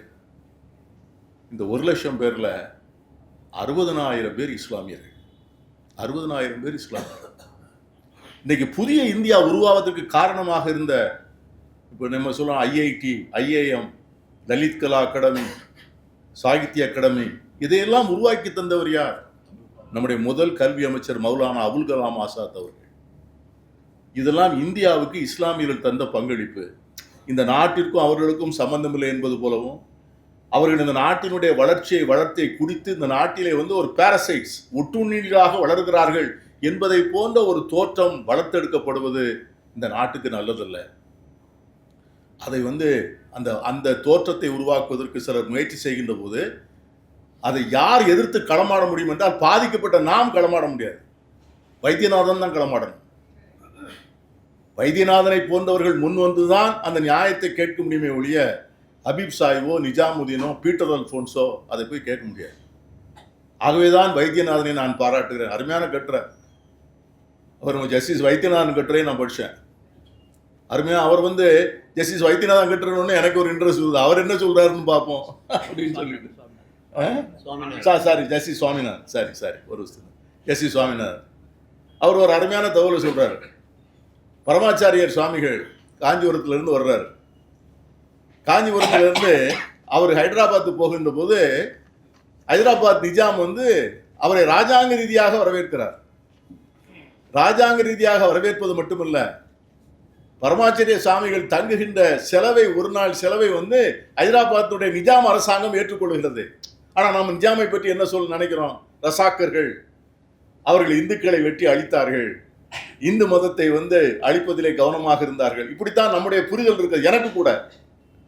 ஆனால் இன்னைக்கு ஜஸ்டிஸ் சுவாமிநாதன் எழுதிய கட்டுரையில் தான் இருக்கிறது. ஹைதராபாத் நிஜாம் அவர்கள் காஞ்சி சங்கராச்சாரியர் வருகின்ற போது நிஜாம் அரசாங்கமே அவரை வரவேற்று அவருடைய முகாமுக்கு பாரதியாருடைய கட்டுரை அருமையான கட்டுரை சார். பாரதியார் என்ன சொல்றாருன்னா, எனக்கு ரொம்ப ஆச்சரியமா இருந்தது. பெருமானார் செல்லம் அவர்களை பரமாச்சாரியாருங்கிறார். அவர் இஸ்லாத்தினுடைய பரமாச்சாரியாருங்கிற வார்த்தையை அவர் பயன்படுத்துகிறார் பாரதியார். அவருடைய கட்டுரை வெளியே வந்திருக்கு இதுல. ஆகவே ரொம்ப அற்புதமான ஒரு செய்தி தொகுப்பு, கட்டுரை தொகுப்பு, நிறைய செய்திகள். இதை நான் எதற்காக நான் வந்து வைத்தியநாதன் அவர்களை கேட்டுக்கொள்கிறேன் என்று சொன்னால் அவர்களை கொண்டு தான் செய்ய முடியும். அருமை நண்பர் வீரபாண்டியன் அவர்களும் வந்திருக்கா, அவர் கட்டுறத்தில் இருக்குது நிறையா. அவரும் காலங்காலமாக தொடர்ந்து இஸ்லாமிய சிந்தனைகளை பற்றி பேசிக்கொண்டே இருக்கிறார். இன்றைக்கு வந்து முதல்ல நமக்கு வேண்டியது வந்து நம்மை பற்றிய சரியான புரிதல் மற்றவர்களுக்கு வேண்டும், மற்றவர்களை பற்றிய சரியான புரிதல் நமக்கு வேண்டும். அது உரையாடலின் மூலமாகத்தான் முடியும். நம்மை திறக்க வேண்டும். we should open ourselves. ஒரு க்ளோஸ்டு சொசைட்டியில் வந்து அது நடக்க முடியாது. நான் தான் அடிக்கடி நானும் நம்முடைய ஆசிரியரும் பேசி கொண்டிருந்தோம். இப்போது கிறிஸ்டியானிட்டிக்கும் இஸ்லாமுக்கும் என்ன வந்து ஒரு சின்ன எங்கே வந்து நாம் வேறுபாடு வருகிறது அப்படின்னு ஒரு கேள்வி. இப்போ நீங்கள் பார்த்தீங்கன்னா ஒரு நான் வந்து 6:20 தானே பேசலாமா? நான் வந்து மாணவனாக இருக்கின்ற போது எங்களுக்கு வந்து நான் ஒரு கத்தோலிக்க பள்ளியில் படித்தேன். எங்கள் பள்ளியில் வந்து அந்த கோவிலில் prayer, Saint Xavier's high school, Saint Xavier's college, இதெல்லாம் எல்லாமே லாத்தின் தான். வேற வந்து நாங்கள் எல்லாமே லாட்டினில் தான் நாங்கள் இந்த ஜபத்தெல்லாம் மனப்பாடம் பண்ணோம். எங்களுக்கு சின்ன வரையாக இருக்கும்போது லாட்டினில். ஆனால் த செகண்ட் வேட்டிக்கன் கவுன்சில் என்று சொல்லக்கூடிய ஒரு பெரிய சபை கூடி அதை பூரா வந்து மாற்றி எழுதி அந்தந்த மொழிகளிலே அங்கங்கே ஆராதனை நடக்க வேண்டும். இப்போ நீங்கள் வந்து எங்கள் சர்ச்செல்லாம் வந்து பார்த்தீங்கன்னா தனித்தமிழ் தான், வேற மொழியே கிடையாது. இப்போ நான் வந்து முதல் முறை ஓட்டு கேட்க போகும்போது நான் முதல் எலெக்ஷன் நின்னேன். அது ஒரு 30-40 வருஷத்துக்கு முன்னால். பள்ளிவாசலில் போய் ஓட்டு கேட்ட உடனே எனக்கு சால்வை போட்டாங்க. நாரே தக்பீர்லாங்க. நான் பதறி போனேன். உடனே அல்லாஹ் அக்பர். நான் எனக்கு ஒரு நிமிஷம் ஒரே சத்தம், எனக்கு ஆதரவான மக்கள். அதுக்கப்புறம் தான் நான் கேட்டேன், என்னையா அர்த்தம், இதுக்கு என்ன பொருள்யா? நாரே தக்பீருங்கிறீங்க, அல்லாஹ் அக்பர், வேற ஒன்றும் இல்லை, உறக்க சொல்லுங்கள், இறைவன் மிகப்பெரியவன். இதுதான் அதன் பொருள். இத பொருள் வந்து நமக்கு தெரியாதவங்களுக்கும் வழங்கணும். அப்போ காஞ்சி பரமாச்சாரியார் சுவாமிகள்கிட்ட வந்து எதிர்த்தாப்புல பள்ளிவாசல், அந்த பள்ளிவாசல தினசரி வாங்க சொல்றாங்க. அப்போ முனிசிபல் கமிஷனர் ஒருத்தர் வந்து அவர் போய் சொல்றாரு, அவர்கிட்ட போய், நீங்கள் சாமி உங்களுக்கு காலையில் ரொம்ப இடைஞ்சலாக இருந்ததுன்னா நம்ம அதை நிப்பாட்டிடலாமா அப்படின்னு கேட்குறாங்க. அவர் மகா பெரியவர். அவர் சொல்கிறாரு, ஆடா முட்டாள், உனக்கு அதில் என்ன சொல்கிறாங்கன்னு தெரியுமா? மாந்தர்களே, உன்னை படைத்த இறைவனை வணங்க வாருங்கள் தாண்டா அழைக்கிறான் அந்த ஆள். அது எல்லா மதத்திற்கும் பொது தானே, அதைத்தான் அவன் அழைக்கிறான். அந்த வாங்க நீ நிப்பாட்டிடாதன்னு சொல்கிறாரு பரமாச்சாரிய சுவாமிகள் மகா பெரியவர். இதெல்லாம் வந்து சரித்திரம். பெருமானார் நபிகளார் கூட அவரோடு வாதம் பண்ண வருகிறார்கள். கத்தோலிக்க துறவிகள், இயேசு சபையை சார்ந்த பாதிரியார்கள், உங்கள் மதம் பெருசா என் மதம் பெருசா? அவர் சொல்கிறாரு, யார் மதம் உண்மை, யார் மதம் உண்மை என்பது எல்லாருக்கும் அன்னைக்கு தெரியும், மேலே இருக்கும்போது தெரியும். இப்போ வந்து நம்முடைய எல்லாருடைய இறைவனும் ஒரே இறைவன். Your God is my God. அந்த தாற்பயம் தான் இஸ்லாத்தினுடைய அடிப்படை. அதை இஸ்லாத்திலும் தெளிவாக புரிய வேண்டும், இஸ்லாத்திற்கு வெளியே இருக்கிறவர்களும் புரிய வேண்டும். அதை வந்து தினமணி வந்து ரொம்ப சிறப்பாக செஞ்சுருக்கு. நஜிமுதீன் அவர்களுக்கு மனப்பூர்வமான பாராட்டு. அவர் சொன்னார், ஒரு இரவு வந்து 9 மணிக்கு வந்து அதிகாலை 3 மணி வரைக்கும் இருந்து தினமணி ஆஃபீஸில் உட்கார்ந்து, இது ஒரு பெரிய பங்களிப்பு. ஆகவே அவரை வந்து தொடர்ந்து இது செய்யணும். அடுத்த ஆண்டு இன்னும் கூட இது கொஞ்சம் கனமாக வரணும்னு நான் நினைக்கிறேன். இதை பாப்புலரைஸ் பண்ணணும். இந்த புத்தகத்தை வந்து டாக்டர் ஹபீப் சாஹிப் சொல்லுறது போல எல்லோரும் வாங்கி படிப்பதற்கான ஏற்பாடை செய்யணும். நீங்கள் அதாவது இப்போ நாங்கள்லாம் வந்து நிறைய பொதுக்கூட்டங்களுக்கு போகிறோம், நிகழ்ச்சிகளுக்கு போகிறோம். எங்களுக்கு அங்கே என்ன கொடுக்குறாங்கன்னா, இஸ்லாமிய நண்பர்கள் ஒரு குரான் தான் கொடுப்பாங்க. என்கிட்ட வந்து என்னட்டே ஒரு 60 குரான் இருக்கு. நான் இதை என்ன செய்வேன், நானும் இந்த ஷேக்குக்கெலாம் வருவாங்க, அவங்கள்ட்டலாம் கொடுத்து பார்ப்பேன், ஐயா கொண்டு போயா, ஏன்னா எனக்கு அதை மரியாதை குறைவாக வைத்து விடக்கூடாது என்பது வர பயம். நான் என்ன சொல்கிறேன்னா, இதை போன்ற புத்தகங்களை நீங்கள் கொடுக்கலாம். ஸோ தட் வந்து அதை எல்லாரும் வாங்கி படிக்கலாம், எல்லாரும் பயன்பெறலாம், எல்லாரும் செய்திகளை தெரிந்து கொள்ளலாம். அதற்கான ஒரு நல்ல கதவுகளை வந்து திரு வைத்தியநாதன் அவர்கள் திறந்து வைத்திருக்கிறார்கள். தினமணி பத்திரிகையெல்லாம் ஒரு காலத்தில் நாங்கள்லாம் கூட்டத்துக்கு பேசுகின்ற போது தினமணி கட்டுரை படிச்சுட்டு தான் போவோம். ஏன் சிவராமன் கணக்கனுங்கிற பேரில் அவர் எழுதுகிற கட்டுரைகளை படித்து விட்டு தான் பொதுக்கூட்டங்களுக்கு போகிறது உண்டு. அவ்வளவு பெரிய விஷய ஞானங்களை செய்த பத்திரிகை, சுதந்திர போராட்ட இயக்கத்திலே தேசத்தினுடைய உணர்வுகளை ஒருங்கிணைத்த பத்திரிகை, இன்னும் மக்களால் பாராட்டப்பட்டு வெகுஜன பத்திரிகையாக தொடர்ந்து அது பயணிப்பது என்பது ஒரு சாதாரண காரியம். சில பத்திரிகைகள் தங்களுடைய வேகத்தை, தங்களுடைய தாக்கத்தை, தங்களுடைய பாப்புலாரிட்டி என்று சொல்லக்கூடிய அந்த பொதுமக்கள் மத்தியில் இருக்கிற அறிமுகத்தை இழந்துவிடும். ஆனால் தினமணி தொடர்ந்து பயணிக்கிறது. ஆகவே தினமணியை போன்ற ஒரு பத்திரிகை இதை போன்ற முயற்சிகளில் ஈடுபடுவது என்பது நமக்கெல்லாம் பெரிய பெருமை. அதற்காக வைத்தியநாதனுக்கு நன்றி, தினமணிக்கு நன்றி, அவரோடு சேர்ந்து பணியாற்றுகின்ற அத்தனை நண்பர்களுக்கும் நன்றி. இந்த முயற்சி வெற்றி பெற வேண்டும் என்று வாழ்த்தி வணங்கி விடைபெறுகிறேன். மிகச்சிறந்த மத நல்லிணக்க உரையாக தந்திருக்கிறார் ஐயா அவர்களுக்கு நன்றி. அடுத்ததாக ஏற்புரை மலர் தயாரிப்பு குழு தலைவர் NGK நிஜாமுதீன் அவர்கள். இந்த இதழ் தொடர்ந்து வெளிவந்து கொண்டிருப்பதற்கு ஆசிரியர் குழுவில் இவர் செயலாற்றி வருவதே பெருங்காரணம். இதனால் இவன் முடிக்கும் என்றாய்ந்து அதனை அவன் கண் விடல் என்பது போல கொடுக்கும் செயலை திறம்பட செய்து முடிக்கும் காரிய நேசர். பல்வேறு பணிகளுக்கு இடையே இந்த மலர் வெளிவர துணை நின்றிருக்கிறார். இப்பொழுது ஏற்புரை வழங்க வருகிறார். இறைவனுக்கு எல்லா புகழும். தினமணி ஈகை பெருநாள் மலர் 2026 அறிமுக நிகழ்ச்சியில் தலைமையேற்று நடத்தி கொண்டிருக்கக்கூடிய அன்பு சகோதரர், எனது அருமை நண்பர் ஆசிரியர் வைத்தியநாதன் அவர்களே, அறிமுக உரையாற்றி அமர்ந்திருக்கின்ற இஸ்லாமிய ட்ரஸ்ட் நிறுவனத்தினுடைய துணைத் தலைவர் டாக்டர் KVS அவர்களே, வாழ்த்துரை வழங்கி அமர்ந்திருக்கின்ற அன்பு சகோதரர் சிறுபான்மையினத்தின் மேலாள் தலைவர் பீட்டர் அல்ஃபோன்ஸ் அவர்களே, என்னை பொறுத்தவரை அவர் மற்ற மேடைகளை விட இஸ்லாமிய முஸ்லீம்களுடைய மேடையை அதிகமாக பேசியிருப்பார் என்று நான் நினைக்கின்றேன். அந்த அளவிற்கு அவருடைய பேச்சுக்களை நான் உன்னிப்பாக கவனித்து வருகின்றேன். வரவேற்புரையாற்றிய அன்பு சகோதரர் சர்ஃபராஸ் அவர்களே, நன்றி வைத்திருக்கின்ற IFT அரங்காவலர் அத்தாவுல்லா அவர்களே, இங்கே வருகின்ற எழுத்தாளர்கள், எனதருமை நண்பர்கள், அன்பு சகோதரர் வீரபாண்டியன் அவர்களே, முரளியார்பன் அவர்களே, ஷாஜஹான் அவர்களே, ஆலியா முகமது சாலிக் கல்லூரிய செயலாளர் சாலிக் அவர்களே, பேராசிரியர் அப்துல் காதர் அவர்களே, ஷேக் அவர்களே, ஜலால் அவர்களே, பத்திரிகையாளர் ஜாஃபர் அவர்களே, பத்திரிகையாளர் BBC சார்ந்த ஜெயக்குமார் அவர்களே, தினமணி குழுமத்தை சார்ந்த வடிவமைப்பாளர் அன்பு சகோதரர் காசி விஸ்வநாதன் அவர்களே, நடுப்பக்கத்தை எப்போதுமே வடிவமைத்து தனி பெயரை பெற்றிருக்கின்ற கண்ணன் அவர்களே, விளம்பர பிரிவினுடைய உதவி மேலாளர் தலிகவேல் அவர்களே, இன்னும் நிறைய பேர் நான் சொல்லணும்னு நினைக்கிறேன், முடியலை. அத்தனை பேரையும் இந்த மேடையிலே விழித்து எனது உரையை துவக்குகின்றேன். 11 ஆண்டுகளுக்கு முன்பு இந்த மலரை ஆரம்பிக்கும் பொழுது எங்களை அழைத்து ஆசிரியர் சொன்ன 4 வார்த்தை தான்.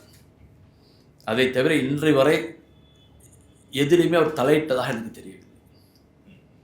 4 உத்தரவுகளை கடுமையாக போட்டார். 4 மந்திரம். 1, முகமது நபி அவர்களை பற்றி குறிப்பிடும்போது அந்த பெயருக்கு பக்கத்தில் ஸல்லல்லாஹு என்று இருக்க வேண்டும், அல்லது நபிகள் நாயகம் என்று இருக்க வேண்டும். இது முதல் கண்டிஷன். முகமது நபி என்று போட்டால் பக்கத்தில் சல் இருக்கணும். நீங்கள் பேரை போடலைன்னு சொன்னால் நபிகள் நாயகம் என்று போட்டு விடுங்கள். இது முதல் உத்தரவு. 2வது உத்தரவு, இந்த மலரிலிருந்து பிற மதத்தை புண்படுத்தக்கூடிய வாசகங்கள், கருத்துக்கள் எந்த விதத்திலும் உள்ளே வரக்கூடாது. அதேபோல்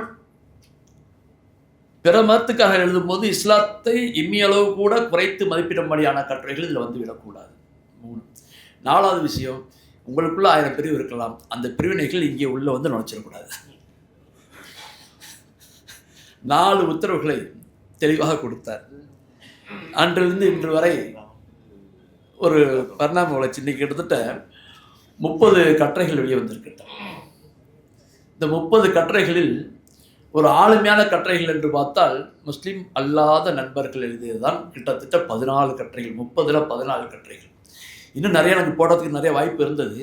ஆனால் பொதுமக்கள்கிட்ட வந்து இந்த பாசகர்கள் வந்து கடிதம் அந்த கட்டுரைகள் வர போட வேண்டும் என்பதற்காக தான் கிட்டத்தட்ட நிறைய வர ஆரம்பிக்குது. அற்புதமாக எழுதுகிறார்கள். முஸ்லீம் அல்லாதவர்களுக்கு புரிதல் இல்லைங்களா, காலம் தாண்டி போச்சு. ரொம்ப ஆழமாக, அற்புதமாக ஒவ்வொரு விஷயத்தையும் இந்த மலர் வந்து வெறும் இஸ்லாத்தை தாங்கிய மலர் இல்லை, முஸ்லீம்களுடைய வரலாறு, முஸ்லீம்களுடைய இலக்கிய பதிவு, அரசியல், கலாச்சாரம், இஸ்லாமிய பின்னணியான செய்திகள், சரியத் சம்பந்தமான செய்திகள் வந்திருக்கின்றன. இன்னைக்கு நடக்கக்கூடிய ஈரான் போர் கூட அதில் இருக்குது. நீங்கள் உள்ள தெளிவாக கட்டுரை இருக்காது. அப்போ எப்படி இருக்குது? நானும் சர்ஃப்ராஸும் பேசிக்கொண்டோம் எப்படி கொண்டு வருதுன்னு. அட்டை படத்தில் கொண்டு வந்துடலாம் என்று ஈரானில் உள்ள ஜமக்கரன் என்ற 983 கிபி 983 கட்டப்பட்ட ஷியாக்களுடைய புனிதஸ்தலத்தினுடைய அட்டை படத்தை நாங்கள் கொண்டு வந்திருக்கின்றோம். நாங்கள் பேசி கொண்டிருக்கும் போது இந்த தினமணி குடும்பத்தைச் சேர்ந்த நந்தகுமார் அவர்கள் இதை போடுங்கள் என்று அவர் தேர்வு செய்து கொடுத்தார். அந்த செய்தியும் அவருடைய பெயரில் செய்தியும் இங்கே இருக்கிறது. இப்படி ஒவ்வொரு விதத்திலும் அது ஒரு அடையாளம். இன்னைக்கு தாக்கப்படுகின்ற ஒரு நாடு, யார் யார் சண்டை போட்டாலும் அங்கே மக்கள் கொல்லப்படுகிறார். உலக சட்டாம்பிள்ளைத்தனம் எத்தனைத்து வருகிறது. இன்னைக்கு அமெரிக்காவில் இருக்கக்கூடிய பயங்கரவாத மையத்தினுடைய தலைமையாளர் நீ வந்து இஸ்ரேலுடைய கையாளியாக நீ செயல்படுகின்ற குற்றச்சாட்டோடு ராஜினாமா செய்திருக்கின்றார். அப்போ இது ஒரு மலர், ரமலான் மலர். இந்த செய்தியை எப்படி கொண்டு வருவது என்றால் அட்டை படத்தின் மூலமாக கொண்டு வருவதன் மூலமாக தினமணி நமக்கு இந்த செய்தியை கொடுக்கிறது. தமிழ்நாட்டில் உள்ள இதழியல் வரலாற்றில் தினமணி பதித்திருப்பது ஒரு மைல்கல். அதற்கு தலைமையாக இருப்பவர் எனது அருமை நண்பர் வைத்தியநாதன். அவர் சார்ந்த மதம் வேறு, அவருடைய மத பக்தி எனக்கு கூடுதலாகவே தெரியும். காரணம் நானும் அவரும் அந்த அளவுக்கு பழகி இருக்கின்றோம்.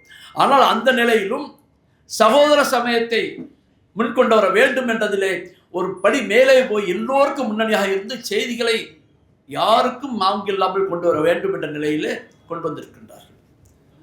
அன்பு சகோதரர் பீட்டர் அவர்கள் ஒரு வேடிக்கை விடுத்தார்கள். அடுத்த ஆண்டு 2 கட்டுரையாவது சுதந்திர போராட்டத்தை பற்றி வர வேண்டும் என்று. என்னுடைய வேண்டுகோள், நீங்களே அந்த கட்டுரை எழுத வேண்டும் என்பார்கள். நீங்கள் 2022 கட்டுரை எழுதிவிட்டார்கள், தப்பிச்சுக்கிட்டே இருக்கீங்க. அதனால வர்ற ஆண்டில் நீங்கள் அந்த கட்டுரை எழுத வேண்டும். உங்களுடைய எழுத்து பணி என்பது எங்களுக்கு நல்லாக தெரியும், நாங்கள் பெரிய ரசிகர்கள். ஆகவே அந்த பணியை நீங்களே செய்ய வேண்டும் என்று நான் கேட்டுக்கொள்கிறேன். அது மட்டுமல்ல, ஒரு புரிதல் வேண்டும். இப்போ வந்து நம்ம ஆசிரியர்கிட்ட ஒரு தலையங்கம் எழுதுகிறார். அந்த தலையங்கத்துக்கு முன்னாடி அந்த செய்தியை தலையங்கத்தை சரி இது தவறு என்று சொன்னால் அதை உடனே ஏற்றுக்கொண்டு உடனே ஆய்வு பண்ணுவார். ஆமாம் நிஜாம், நீங்கள் சொன்னது சரிதான் அப்படின்பார். எனக்குத்தான் தெரியும் என்ற அந்த அகம்பாவமே இல்லாமல் எனக்கு தெரிந்து ஒரு பத்திரிகையாளர் இவர் மட்டும்தான். அந்த அகம்பாவமே கிடையாது. இதில் நான் இங்கே ஒரு செய்தியை சொல்ல விரும்புகிறேன்.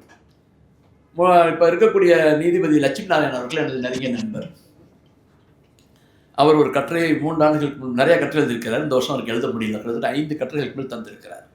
நான் ஒரு மேடையில் சொன்னேன், 10 இஸ்லாமிய அறிஞர்கள் சேர்ந்து எழுத முடியாத ஒரு கட்டுரையை லட்சுமி நாராயணன் தந்தார். இந்தியா தாருல் ஹர்ப் தாருல் இஸ்லாம், இந்த வார்த்தைக்கு பொருளே முஸ்லீம்களுக்கே தெரியாது. இந்தியா தாருல் ஹர்ப் தாருல் இஸ்லாம். நேரம் இருக்கா? முடியுதா? ஓகே, பண்ணலாமா? ஓகே, நோம்பு திறக்கலாமா? நோம்பு திறக்கலாம்.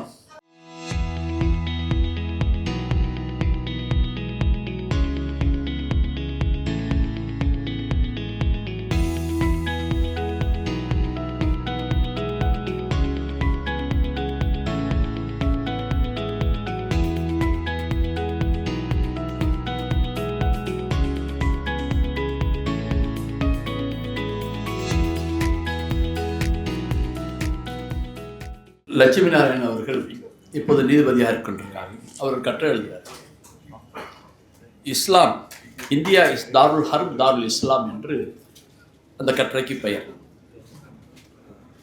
அவருக்கு தமிழ் எழுத மாட்டார், ஆங்கிலத்தில் எழுதி தமிழில் நம்ம மொழிபெயர்த்துக் கொள்ள வேண்டும். முஸ்லிம்கள் பலருக்கே இந்த கட்டுரைக்கு தலைப்புக்கான பொருள் தெரியாது. அவர் எழுதுகிறார், இந்தியா முஸ்லிம்கள் வாழ தகுதியான நாடா, இஸ்லாத்தின் பார்வையில் தகுதி இல்லாத நாடா என்று ஒரு ஆராய்ச்சி கட்டுரை. அவர் எப்படி அதை வந்து இந்தியா வந்து தாருல் ஹர்ப் ஆர் தாருல் இஸ்லாம் அப்படிங்கிற முடிவுக்கு வர, அது சும்மா சாதாரணமாக எழுதலை. 800 ஆண்டுகளுக்கு முன்பு ஈராக்கிலே பப்ளிஷ் ஆன ஒரு நூல், 800 ஆண்டுகளுக்கு முன்பு வெளிவந்த ஒரு நூலை மேற்கோள் காட்டி அதை ஆதாரத்தில், அது இந்தியாவில் இருக்குதானா இல்லை, அது ஈராக்கில் உள்ள நூலகத்தில் இருக்கிறது, அதை எப்படியே ஒரு ஆன்லைன் மூலயமா எப்படி எடுத்து அதில் உள்ள அந்த ஃபத்வாக்களை தொகுத்து எவ்வளோ மெனக்கட்டார்னே தெரியல. அதுக்காக அந்த கட்டுரையை தினமணியில் தான் வெளியிட வேண்டும் என்று காத்திருந்து அதை ஆங்கில பிரதி என்ற கொடுத்து அதை மொழிபெயர்த்து ஆசிரியர் காட்டி உடனடியாக போட்டோம். இதற்கெல்லாம் தினமணி நிர்வாகம் ஆசிரியருக்கு முழு அதிகாரத்தையும் சுதந்திரத்தையும் வழங்கி அவர்கள் எங்களுக்கு வந்தது வழியாக தொடர்ச்சியாக இந்த சமய நல்லிணக்கமான அந்த இதழ் நம்மளிடையே தவிழ்ந்து கொண்டிருக்கிறது. இதற்கான தொடர் ஆதரவும் மக்களிருந்து வேண்டும் என்ற நிலை இருந்து கொண்டிருக்கு. ஏனால் முதல் ஆண்டு வரும்போது உள்ள ஆதரவு நமது ஐயா பீட்டர் அவர்கள் சொன்னது போல நூல் இன்னும் பெருசாக வர வேண்டும் என்று உண்மைதான். முதல் ஆண்டு நம்ம வரும்போது புத்தகம் ரொம்ப பெருசாக 5 வருஷம் புக்கு பேஜ் அதிகமாக இருந்தது. காரணம் மக்களுடைய ஆதரவு. ஒரே ஒரு ஆள் 1500 புத்தகங்களை வாங்கி எல்லோருக்கும் கொடுத்தார். நிறைய விளம்பரங்கள் சேர்ந்தன. ஆனால் கட்டுரைகள் நிறைய வர ஆரம்பித்தது. வாசகர்களுடைய ஆதரவு இருக்கும் வரை இந்த நூல் சென்று கொண்டே இருக்கும் என்பதை நாம் கவனத்தில் கொள்ள வேண்டும். யாராக எதுவாக இருந்தாலும் வெறுமையாக நூலை வாங்கி வைத்திருந்தால் அது வாசகர்களுக்கு போய் சேரவில்லை என்று சொன்னால் எந்த நிறுவனமும் அதை திரும்பி பார்க்காது. ஆகவே வாசகருக்கு போக வேண்டாம், போனால் நிச்சயமாக அதை குறிப்பிட்ட ஒரு குறிப்பையாவது நான் படித்தேன் என்று இந்த கட்டுரை நல்லா இருந்தது, முதல்வன் எழுதினார், வீரபாண்டியன் எழுதினார், இந்த கட்டுரை நல்லா இருந்தது என்ற ஒரு போஸ்ட் கார்டையோ அல்லது ஆன்லைன்லேயோ இமெயிலையோ போட்டால்தான் அது தலைமைக்கு செல்லும் பொழுது அது குறை நிறைய விமர்சனம் எல்லாமே வேணும். இரவு பால் உழைக்கிறோன்னு சொன்னால் அதனுடைய உங்கள்கிட்ட இருந்து என்ன வருது, பாராட்டு மட்டும் வேண்டாம். இது சரியில்லை, இன்னும் இப்படி செஞ்சால் சரியாக இருக்கும், இது விட்டு போச்சு. இப்போ அண்ணா பீட்டு சொன்னாங்க, இதில் சுதந்திர போராட்டத்தில் ஏற்கனவே வந்திருக்கு, கட்டுரைகள் வந்திருக்கு, ஆனால் இன்னும் முழுமை பெற வேண்டும் என்று சொன்னால் அவர் எழுத வேண்டும், அவர் போன்றவர்கள் எழுத வேண்டும். ஆகவே இதையெல்லாம் தர வேண்டும் என்று கூறி இந்த தொடர்ந்து இந்த ஆதரவையும் இந்த மல்லனத்திற்கான இந்த மலரையும் கொடுக்கக்கூடிய தினமணி நிர்வாகத்தையும் ஆசிரியர் வைத்தியநாதனுக்கு நன்றி கூறி வாய்ப்புக்கு நன்றி கூறி நன்றி. இப்பொழுது விருந்தினர்களுக்கு சிறப்பு செய்யக்கூடிய நிகழ்வு. முதலாவதாக டாக்டர் KVS ஹபீப் முகமது சார் அவர்களுக்கு இப்பொழுது தினமணி ஆசிரியர் அவர்கள் சிறப்பு செய்வார்கள்.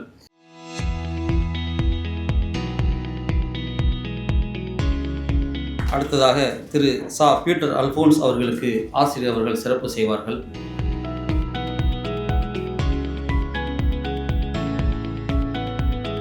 திரு NGK நிஜாமுதீன் அவர்களுக்கு ஆசிரியர் அவர்கள் சிறப்பு செய்வார்கள். தினமணியுடைய துணை ஆசிரியர் சர்ஃப்ராஸ் அவர்களுக்கு ஆசிரியர் அவர்கள் சிறப்பு செய்வார்கள். அடுத்ததாக அத்தாவுல்லா அவர்களுக்கு ஆசிரியர் அவர்கள் சிறப்பு செய்வார்கள். காசி விஸ்வநாதன் அவர்களுக்கு வடிவமைப்பாளர் தினமணி மலர் ஈகை பெருநாள் மலருடைய வடிவமைப்பாளர் அவர்களுக்கு சிறப்பு செய்வார்கள்.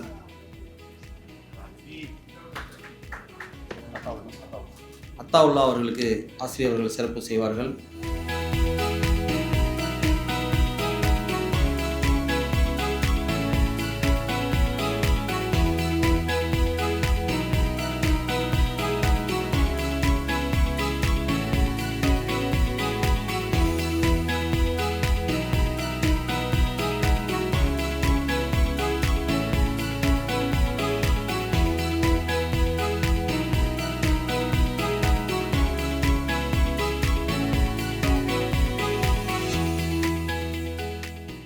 நான் பேசும்போது இந்த நிகழ்ச்சியை தொகுத்து வழங்கக்கூடிய நியூ காலேஜை சேர்ந்த முனைவர் ஜவஹர் சாதிக் அவருடைய பெயரை விட்டுவிட்டேன். இன்னொரு செய்தி சொல்ல வேண்டும். இந்த நிகழ்ச்சியை நடத்துவதை பற்றி டாக்டர் KVS அவர்கள் பேசிக் கொண்டிருக்கும் பொழுது தினமணி தமிழ்நாட்டுக்கு செய்கிறது, ஆகவே தினமணிக்கு இந்த IFT இந்த காரியத்தை செய்து கொடுக்க வேண்டும் என்ற ஒரே ஒரு உயரிய நோக்கோடு இந்த விழாவை நாங்கள் தான் செய்வோம் என்ற உயரிய நோக்கோடு டாக்டர் அவர்கள் IFT மூலமாக இந்த நிகழ்ச்சி செய்திருக்கின்றார். அதற்காகவும் தினமணி குழுமத்தின் சார்பாக நான் நன்றியை தெரிவித்துக் கொள்கிறேன். பத்திரிகையாளர்கள் ஆசிரியரை கௌரவிக்க வேண்டும் என்று விரும்புகிறார்கள். அவர்களை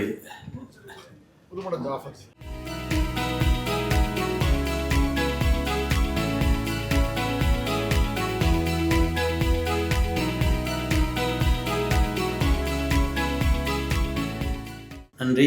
அடுத்ததாக நிறைவாக நன்றியுரை மலர் தயாரிப்பு குழு உறுப்பினரும் இஸ்லாமிய நிறுவனம் ட்ரஸ்டுடைய அறங்காவலுமான என் அத்தாவுல்லா அவர்கள். பிஸ்மில்லாஹிர் ரஹ்மானிர் ரஹீம். எல்லா புகழும் இறைவன் ஒருவனுக்கே. அன்புள்ள சகோதர சகோதரிகளே, ரமலான் மாதம் நன்றி செலுத்தும் மாதமாக இருக்கின்றது. நன்றி உரை வழங்குவதற்காக நான் உங்களுக்கு முன்னால் நின்று கொண்டிருக்கின்றேன். ஆரம்பத்தில் ஓதிய வசனம் அதை தான் சொல்கின்றது. திருக்குரான் இறக்கி அருளப்பட்ட காரணத்தினால் நோன்பு வைத்து நன்றி செலுத்துங்கள். அவ்வாறே குரான் சொல்லுகின்ற இன்னொரு வாதம், முக்கியமான புள்ளி, எவர்கள் நல்ல காரியங்களை செய்கிறார்களோ இறைவன் அவர்களுடன் நன்றி உள்ளவனாக இருக்கின்றான். ஆக ஒரு அருமையான பணி இங்கு நடந்து கொண்டிருக்கின்றது. மௌனமாக பல ஆளுமைகள் இங்கு மத நல்லிணக்கத்திற்காக, அமைதிக்காக இங்கு பல பணிகளை செய்து கொண்டிருக்கின்றார்கள். அதில் முக்கியமாக இருக்கின்ற தினமணி இந்த குழுமத்துடைய ஆசிரியர் வைத்தியநாதன் சார் அவர்களும் இருக்கின்றார்கள். ஆக நான் இந்த அருமையான சபையிலே இந்த நிகழ்ச்சிக்கு வருகை தந்திருக்கின்ற உங்கள் அனைவருக்கும், குறிப்பாக நேரத்தை ஒதுக்கி வந்த நம்முடைய சிறப்பு அழைப்பாளர்கள், விருந்தினர்கள்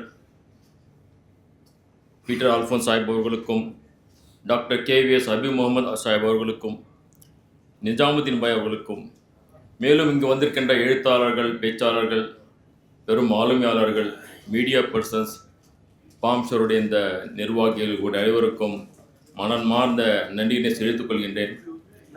இந்த சபையிலே பேசப்பட்ட ஒவ்வொரு கருத்துகளும் வரும் காலங்களில் அதை நாம் பார்த்து இன்னும் அதை மெழுகுர்த்தி அதிகமாக செய்ய வேண்டும், இந்த பணி தொடர வேண்டும் என்ற ஒரு உயரிய நோக்கத்துடன் விடைபெறுவோம். எல்லா புகழும் இறைவன் ஒருவனுக்கே. நன்றி. ஈகை பெருநாள் மலர் இங்கு அரங்கிலேயே கிடைக்கின்றது. விருப்பமுள்ளவர்கள் வாங்கிக் கொள்ளலாம்.